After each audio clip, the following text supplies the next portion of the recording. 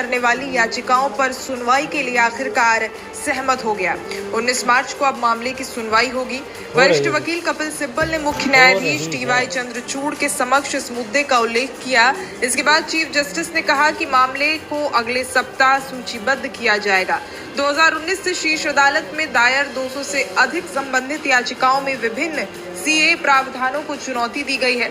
CA को दिसंबर 2019 में संसद द्वारा पारित किया गया था, लेकिन केंद्र सरकार ने सोमवार को इसके लिए नियम जारी किए।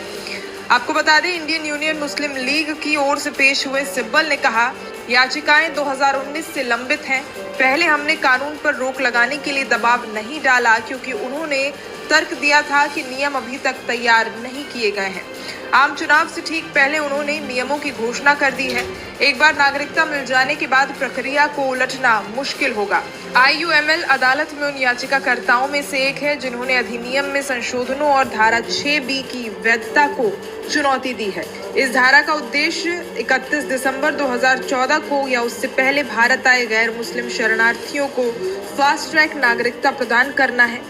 वहीं एक और केंद्र का प्रतिनिधित्व करते हुए सॉलिसिटर जनरल तुषार मेहता ने कहा कि अगर अदालत किसी उपायुक्त दिन पर मामले की सुनवाई करती है तो उन्हें कोई कठिनाई नहीं होगी।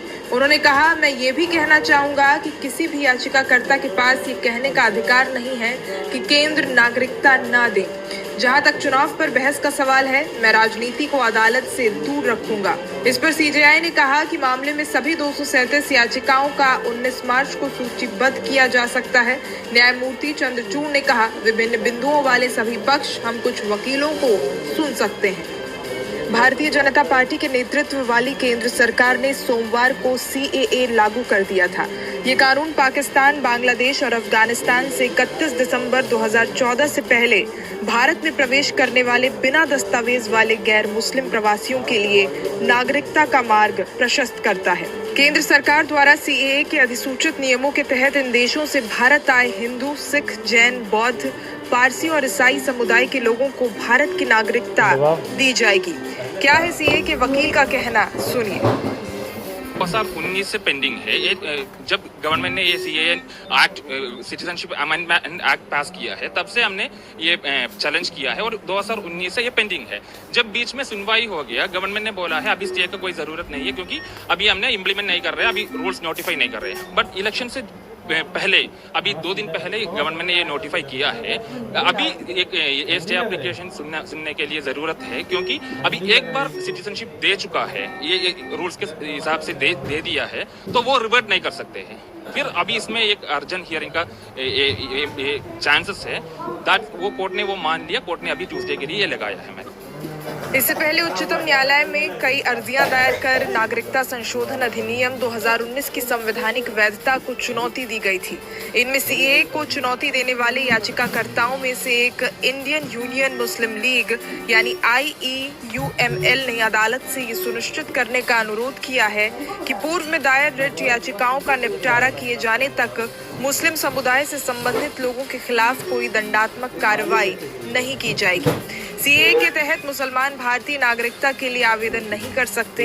याचिका में केंद्र को ये निर्देश देने का शीर्ष अदालत से आग्रह किया गया है कि मुस्लिम समुदाय के लोगों को भी नागरिकता के लिए आवेदन करने की अस्थायी अनुमति दी जाए और उनकी पात्रता पर एक रिपोर्ट प्रस्तुत की जाए। Democratic youth federation of India ने भी एक पृथक याचिका दायर करके नागरिकता नियम 2024 पर रोक लगाने का अनुरोध किया गया है।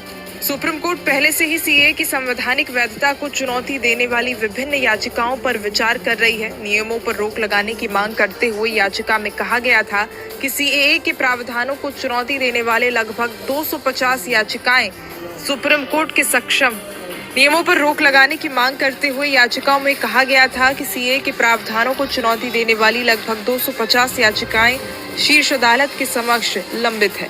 याचिका में बताया गया है कि ये कानून स्पष्ट रूप से मनमाने हैं और केवल उनकी धार्मिक पहचान के आधार पर व्यक्तियों के एक वर्ग के पक्ष में अनुचित लाभ पैदा करते हैं, जो भारतीय संविधान के अनुच्छेद 14 और 15 के तहत अनुमति योग्य नहीं है।